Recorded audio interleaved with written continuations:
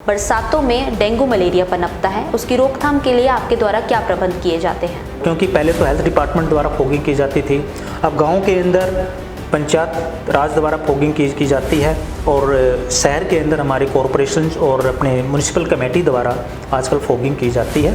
तो उनको हम डायरेक्शन जारी करते हैं कि भाई आप रेगुलर फॉगिंग करवाएं। जिले में सर कई ऐसे अवैध रूप से झोला छाप डॉक्टरों द्वारा अवैध क्लिनिक छोटे बड़े चलाए जा रहे हैं, ऐसा कोई मामला आपके संज्ञान में आया है? हमारे जो ड्रग इंस्पेक्टर्स हैं, अगर इस तरह की मेडिसिन हैं तो हम टीम बनाकर उस पर छापा मार सकते हैं और उसके खिलाफ कार्रवाई की जाती है। प्राइवेट ब्लड बैंक को ब्लड कहाँ से मिलता है? जो भी डोनर्स वगैरह हैं, जो जिस तरह से कैंप ऑर्गेनाइज किए जाते हैं उस हिसाब से उनका वो अपने आप अरेंज करते हैं। आज के मौसम में कई मरीज गंदे पानी की वजह से पेट की बीमारी से ग्रस्त होते हैं, क्या उनका कोई डाटा आपकी ओर से अलग से तैयार किया जाता है? बिल्कुल अलग से तैयार किया जाता है। जैसे कि जो ये मरीज होते हैं उसको हम कहते हैं कि भाई गंदा पानी पीने से उसको दस्त लग जाते हैं या उसके पेट के अंदर कीड़े हो जाते हैं। सर, आपने कोरोना काल का बात किया है, रोहतक ने भी उसका दंश सहा है, तो वो टाइम पीरियड किस तरीके का एक्सपीरियंस रहा उसमें? क्योंकि रोहतक के अंदर जो डेथ है काफ़ी कम हुई थी, तो हॉस्पिटलाइजेशन वाले जो पेशेंट काफ़ी, जैसे अगर हम अपने सिविल हॉस्पिटल की बात करें और इसके साथ साथ जो हमारी पीजीआईएमएस की बात करें तो काफ़ी पेशेंट हमारे क्योर होकर के घर गए हैं। जिले की स्वास्थ्य सेवाएं जिले की लाइफलाइन कही जाती हैं, ये लाइफलाइन रोहतक में किस तरह से काम कर रही है? हमारा जो ओटी है अच्छी तरह से फंक्शनल है। यहाँ पर डेली की डेली गायनी की भी सर्जरी होती हैं, ऑर्थो की भी सर्जरी होती हैं, इसके साथ साथ हमारी जनरल सर्जरी भी होती हैं। सर, रिटायरमेंट के बाद के कोई खास प्लान्स हों आपके, या अपने शौक पूरा करेंगे या फिर निस्वार्थ जन सेवा?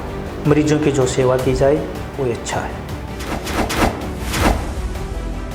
नमस्कार, देख रहे हैं गरिमा टाइम्स और मैं हूं आपके साथ पिंकी बत्रा।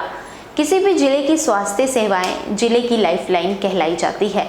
भारत में आज भी कई राज्य ऐसे हैं जहां की स्वास्थ्य सेवाएं लचर हैं, लेकिन वही अगर बात हरियाणा के रोहतक जिले की जाए तो यहाँ ऐसे कई सरकारी व प्राइवेट अस्पताल हैं।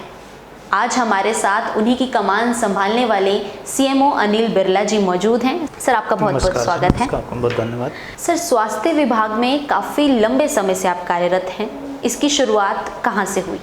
एक्चुअली मैंने रोहतक ज़िले में एज ए सिविल सर्जन्स 20 मार्च 18 को मैंने यहाँ पर ज्वाइन किया था जी। उसके बाद मेरी ट्रांसफ़र पिछले साल सितंबर में हो गई थी। उसके बावजूद फिर मैंने अभी रिसेंटली जनवरी में दोबारा यहाँ रोहतक में as a civil surgeon join किया है और मुझे अप्रोक्सीमेटली 3.5 साल के आसपास मैंने रोहतक ज़िले में सेवाएं दी हैं जी। और जैसे कि हमारा जो कोरोना काल था उस समय भी हमारे जितने भी प्राइवेट और पब्लिक सेक्टर की जितनी भी स्वास्थ्य संस्थाएं थी जी और जितने भी अपनी सामाजिक संस्थाएं थी और जितने भी अपना मीडिया पर्सन्स थे, काफ़ी लोगों ने चढ़ बढ़ करके भाग लिया था और इन कोरोना काल के अंदर लोगों की जो भी मजबूरियां थी, जो भी बीमारियां थी, किसी तरह की कोई परेशानी नहीं हो, इसी लक्ष्य को लेते हुए स्वास्थ्य सेवाएं दी गई हैं और इसी तरह से जैसे मीडिया पर्सन्स द्वारा भी लोगों में पैनिक ना हो, इस तरह के जो हैं मैसेज दिए गए थे और जितनी भी अपनी सामाजिक संस्थाएं, जैसे लोगों को खाने की ज़रूरत पड़ती थी या किसी भी तरह की रहने की ज़रूरत पड़ती थी, जैसे भाई सैनिटाइजेशन, जैसे कि हर एक एक्टिविटीज़ के अंदर जितनी भी अपनी सामाजिक संस्थाएं थी और अपनी public as well as private sectors corona काल के अंदर काफ़ी हिस्सा लिया। डॉक्टर साहब, आपके सफ़र की शुरुआत कहाँ से हुई थी? मैं actually as a medical officer मैंने ज्वाइन किया था PHC कोसली में, जो कि आजकल रिवाड़ी में है। तो वहाँ पर मेरे केवल 8 महीने मैंने वहाँ पर एज ए मेडिकल ऑफिसर काम किया। उसके बाद मैंने सोनीपत के अंदर जो एक ट्रेनिंग सेंटर है उसके अंदर मेडिकल ऑफिसर की ड्यूटी ज्वाइन की। वहाँ पर मैं अप्रोक्सीमेटली 1.5 साल रहा।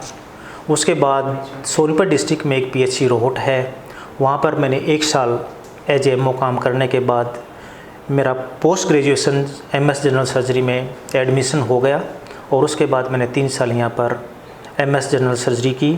MS जनरल सर्जरी करने के बाद मेरी जो पोस्टिंग नागरिक अस्पताल जींद में हुई 2002 के अंदर। 2002 से लेकर के 2017 तक मैंने जींद में सेवाएं दी हैं और अप्रोक्सीमेटली कह लो कि मेरे 15-16 साल जींद के अंदर मैंने एज ए जनरल सर्जन और एज ए मेडिकल सुपरडेंट और एज ए मेडिकल ऑफिसर वहाँ पर कार्य किया है। जी सर, आपने कोरोना काल का बात किया है, रोहतक ने भी उसका दंश सहा है, उस समय आप यहीं पर ही कार्यरत थे, तो वो टाइम पीरियड किस तरीके का एक्सपीरियंस रहा उसमें? देखो, जैसे हमारी फर्स्ट वेव आई उसके अंदर केसेस काफ़ी आए जी। केसेस आने के बावजूद क्या है कि एक्चुअल में फर्स्ट वेव के अंदर ज़्यादातर होम आइसोलेशंस के हमारे पेशेंट रहे, हॉस्पिटलाइजेशंस काफ़ी कम रही। तो उस टाइम घर घर जा कर के जैसे हमारे जो टीम जिसके अंदर एक मेडिकल ऑफिसर होता था, एक हमारा मेल वर्कर्स होता था, घर घर जा कर के जितने भी हमारे होम आइसोलेटेड पेशेंट्स थे उनको होम आइसोलेशन किट प्रोवाइड की गई और घर जा कर के उनका पल्स ऑक्सीमीटर के द्वारा ऑक्सीजन सैचुरेशन नापी गई, पल्स नापी गई और जो भी सैनिटाइज़र और मास्क प्रोवाइड किए गए। और जो मेडिसिन्स हैं, और अगर किसी भी मरीज़ को कोई सीरियसनेस अगर हो जाती थी, हमारे 3 तरह के जैसे कोविड पेशेंट रहे थे हमारे, माइल्ड, मॉडरेट और सीवियर। तो माइल्ड और मॉडरेट केसेस हैं वो हमने मोस्टली घर पे रह कर के उन लोगों का इलाज किया, होम आइसोलेशन रह कर के। और जो सीवियर केसेस थे उनको हॉस्पिटलाइजेशन किया गया था। और हॉस्पिटलाइजेशन में हमारे मोस्टली पेशेंट हैं, क्योंकि रोहतक के अंदर जो डेथ है काफ़ी कम हुई थी, तो हॉस्पिटलाइजेशंस वाले जो पेशेंट काफ़ी, जैसे अगर हम अपनी सिविल हॉस्पिटल की बात करें और इसके साथ साथ जो हमारी पीजीआईएमएस की बात करें तो काफ़ी पेशेंट हमारे क्योर होकर के घर गए हैं जी। तो जो मोर्टलिटी थी काफ़ी कम थी। इसी तरह से अगर हम सेकंड वेव की बात करें, सेकंड वेव हमारा जो था स्पीड स्पैन वो काफ़ी कम था, 15 दिन के आसपास था, पर उस पीक काफ़ी हाई चली गई थी उस दौरान। तो उस दौरान हमारा दिन का नहीं पता था, रात का नहीं पता था, काफ़ी यानी कि सिचुएशन बड़ी हेक्टिक हो गई थी और काफ़ी मरीज़ हैं हो गए थे। और उस दौरान हमें जितने भी हमारे पेरिफेरी के हॉस्पिटल हैं, सीएचसी कह लो, पीएचसी कह लो, उनके अंदर भी हमने हॉस्पिटलाइजेशंस की हमने बेड आइसोलेशन घर पे किए। और अगर घर पे अगर कोई मैनेज नहीं हो पाता था तो उनको हमने पीएचसी लेवल तक हमने ऑक्सीजन की जो सुविधा है वो प्रोवाइड की गई सरकार द्वारा। हर एक पीएचसी के ऊपर एट प्रेजेंट हमारे पास आज ऑक्सीजन कंसंट्रेटर हैं। अगर हम सीएचसी की बात करें, जैसे हमारा महम सीएचसी है या सब डिविजनल हॉस्पिटल है, इसी तरह से हमारा सब डिविजनल हॉस्पिटल कलानौर है, और इसी तरह से हमारा जो सीएचसी सांपला है उनके अंदर भी एट प्रेजेंट हमारे पास पीएसए प्लांट मौजूद हैं।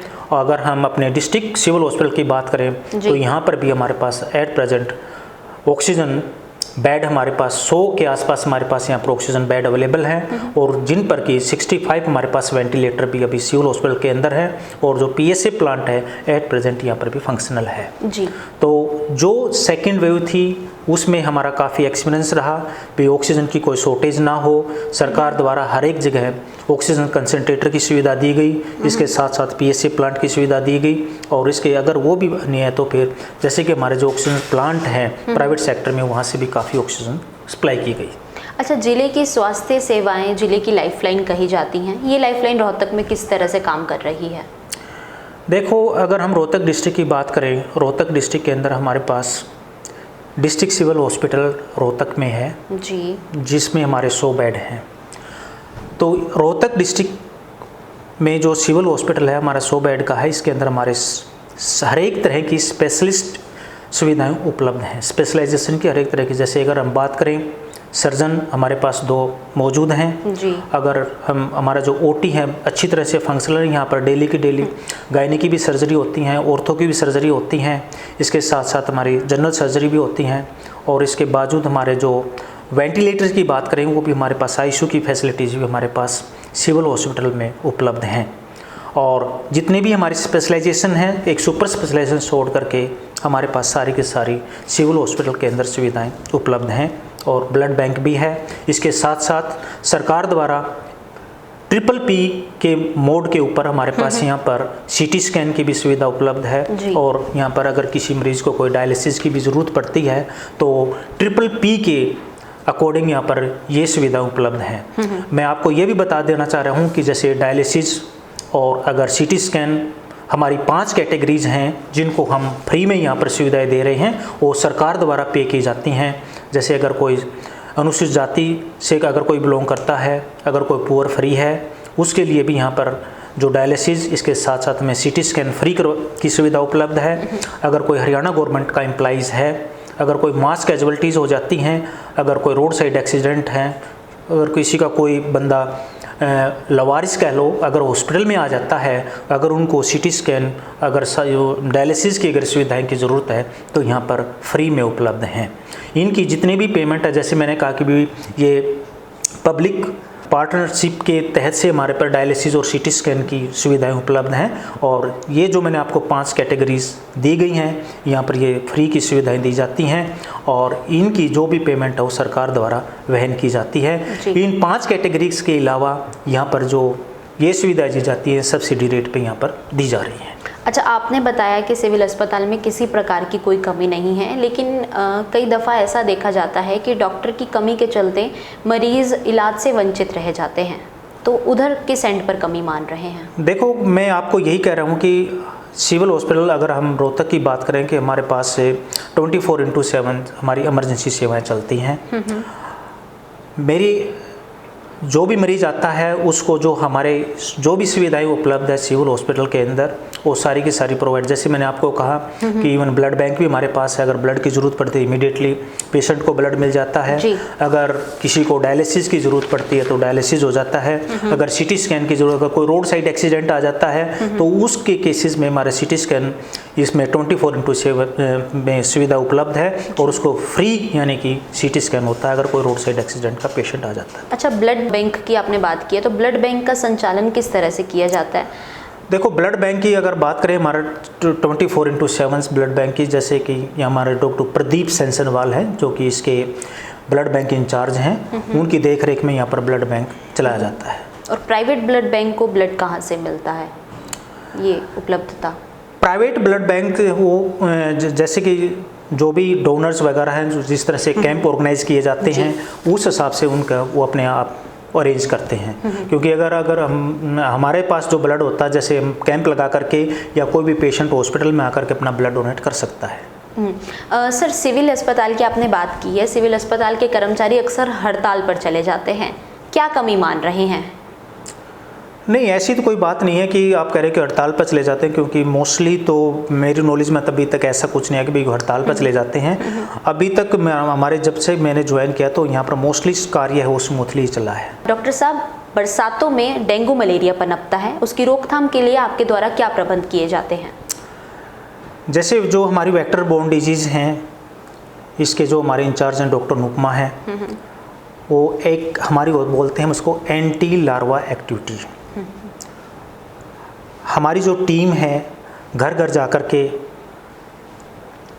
कूलर देखती है, अगर उनका कोई पोट वगैरह है उसके अंदर कोई पानी है, छत के ऊपर कोई पानी है, इस तरह जा कर के डेली की डेली हर घर में विजिट करती हैं जी। और हम कॉरपोरेशन की सहायता से भी अगर किसी के घर के अंदर लार्वल एक्टिविटी पाई जाती है तो उसको हम पहले नोटिस देते हैं। इवन देन नोटिस, जैसे हम कहते हैं कि इसके लिए हमें एक स्पेशल ड्राई डे भी सेलिब्रेट किया जाता है संडे के अंदर, जो कि और बाकी जितने भी हमारे रोहतक ज़िले के अंदर जितने भी डिपार्टमेंट हैं, हमारी यूनिवर्सिटीज़ हैं और बाकी जैसे पब्लिक हेल्थ डिपार्टमेंट लगा लो और इसी तरह से अपना क्या नाम है PWD डिपार्टमेंट लगा लो, इनकी हम एक मंथली मीटिंग भी करते हैं डिपार्टमेंट की।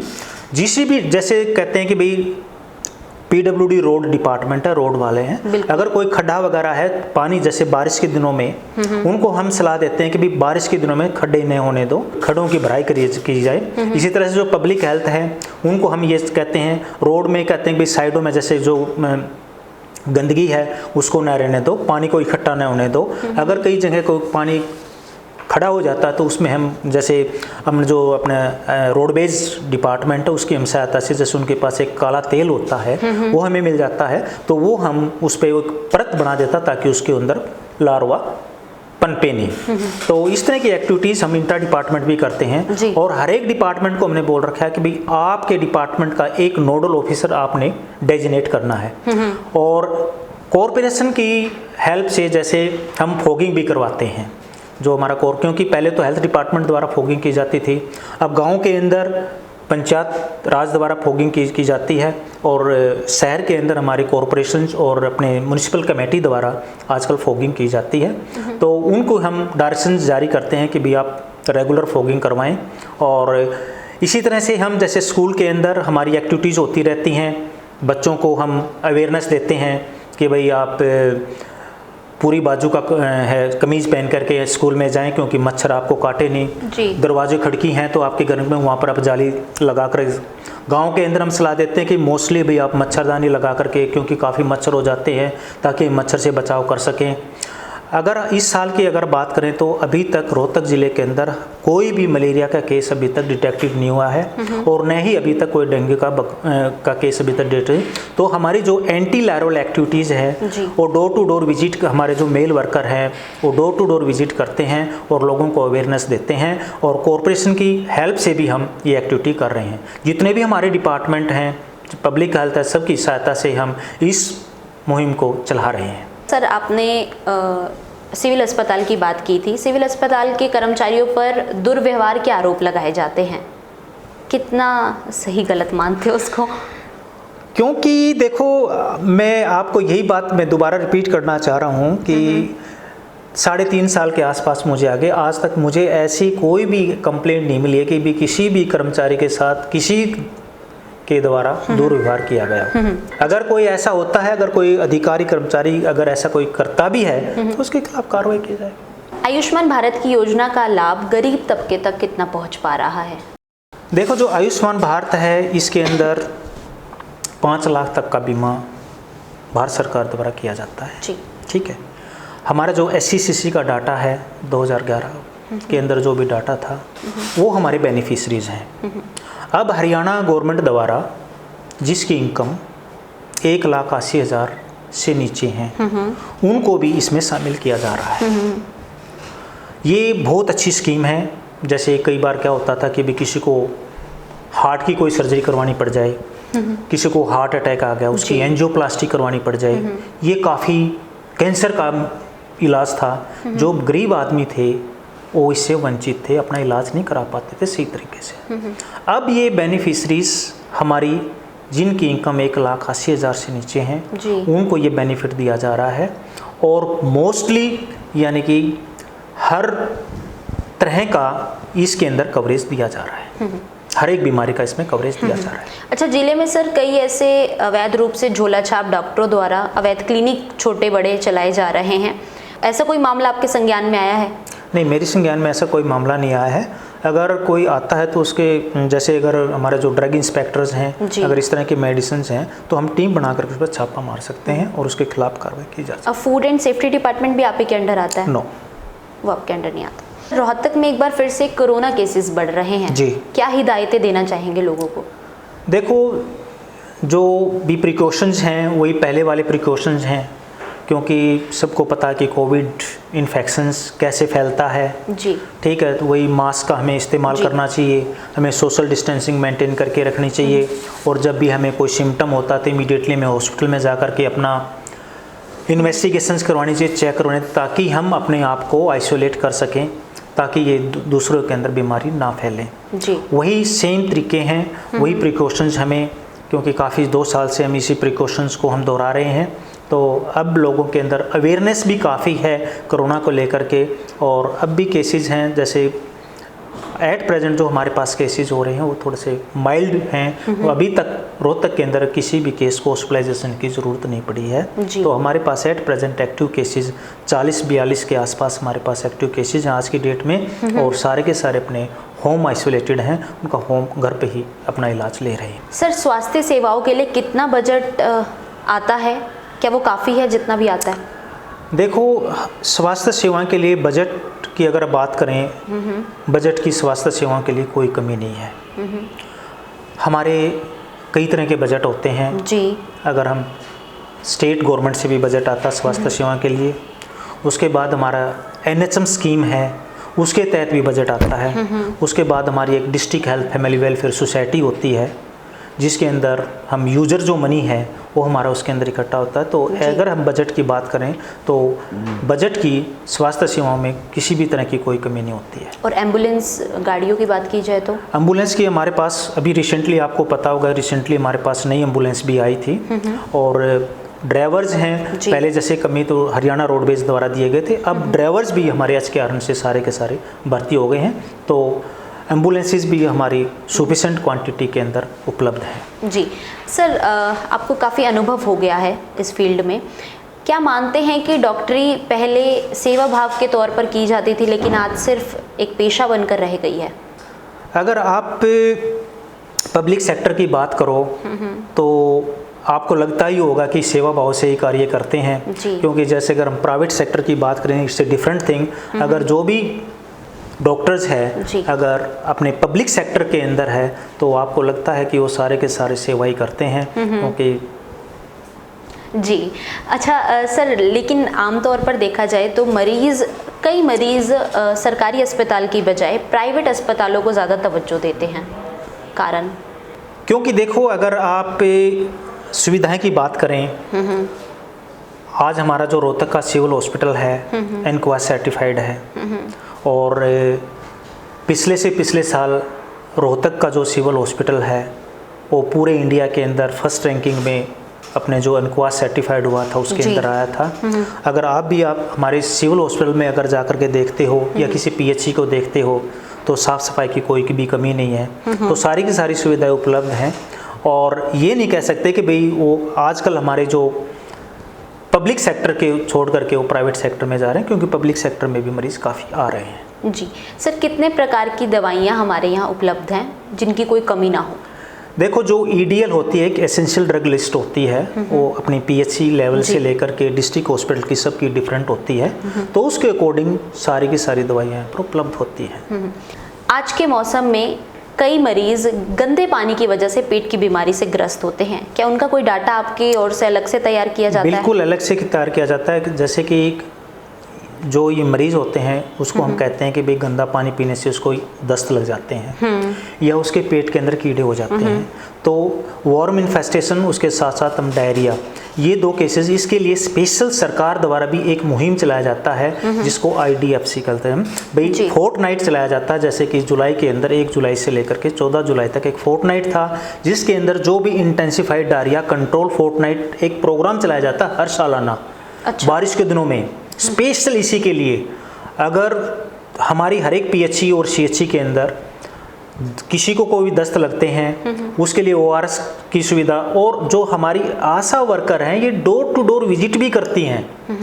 अगर इस तरह का कोई मरीज मिलता तो वो ORS का डिस्ट्रीब्यूशन भी करती हैं, साथ में जिंक टैबलेट है उसका भी डिस्ट्रीब्यूशन करती हैं, और मेडिसिन का भी डिस्ट्रीब्यूशन करती हैं। इसके लिए एक वीक भी बनाया जाता है जिसको इंटेंसिफाइड डायरिया कंट्रोल फोर्टनाइट का नाम दिया गया है। अच्छा, हाँ जी। तो क्या संबंधित विभाग द्वारा आपके द्वारा कोई पत्र भी लिखा जाता है कि गंदे पानी को लेकर उनके संज्ञान में डालने के? मैं यही कह रहा हूँ कि जैसे कि हमारी डोर टू डोर विजिट भी होती है, जो आशा बहन जी है हमारी है, वो क्योंकि जो आशा बहन जी है वो हमारे ग्रास रूट लेवल पे काम करती है जी, वो उसकी जो पॉपुलेशन है 1000 की पॉपुलेशन होती है, और वो उसी गांव की होती है या उसी इलाके की होती है, अर्बन के अंदर उसी इलाके की होती है, उसको हर एक एक्टिविटीज़ का पता होता है।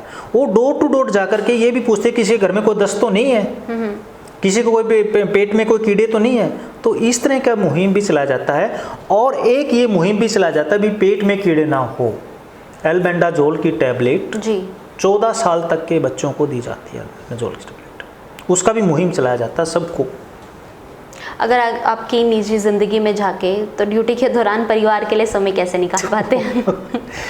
देखो, अगर क्योंकि परिवार भी इतनी इम्पोर्टेंट है जितनी एक जॉब है, तो परिवार के साथ तो बिताना बड़ी, फिर भी टाइम निकल जाता है परिवार के साथ बिताना। सर, डॉक्टर को भगवान का रूप कहा जाता है, क्या कभी ऐसा आपके जीवन में हुआ है कि किसी मरीज को चाह कर भी ना बचा पाए और उसकी टेस्ट आज भी मन में हो? देखो, एक्चुअली क्या है कि कई बार ऐसा हो जाता है कि हम सारी की सारी फैसिलिटीज़ अवेलेबल होते हुए, टाइमली इसको ट्रीटमेंट देते हुए, कई बार पेशेंट को डॉक्टर नहीं बचा पाता। ऐसी घटनाएं घटी भी हैं, क्योंकि कई बार ऐसी कंडीशंस में पेशेंट आता है जो कि बिल्कुल एंड पे होता है पेशेंट, तो वो ऐसी कंडीशंस में हमारे पास सारी की सुविधा होते हुए भी हम कई बार पेशेंट को नहीं बचा पाते हैं। जी सर, रिटायरमेंट के बाद के कोई खास प्लान्स हों आपके, या अपने शौक पूरा करेंगे या फिर निस्वार्थ जन सेवा?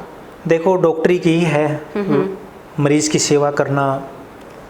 बिल्कुल। क्योंकि अब भी मैं तो जब भी टाइम निकल पाता है तो जैसे कि आज ही सर्जरी करना, तो मेरी तो यही इच्छा है कि रिटायरमेंट के बाद मैं तो भाई अपने मरीजों की जो सेवा की जाए वो अच्छा है। तो कोई ऐसा प्लान आपने तैयार किया हो खास? प्लान यही है कि भाई जैसे ही रिटायरमेंट के भी मेरे 5 साल बाकी हैं, हाँ जी। तो इसमें मैं प्लान कर रहा हूँ कि भाई कोई अपना छोटा सा हॉस्पिटल बनाया जाए ताकि मरीजों की सेवा की जा सके। जी, परिवार में सर कौन कौन लोग हैं आपके? परिवार में मेरी 2 बेटियाँ हैं, 1 बेटा है जी।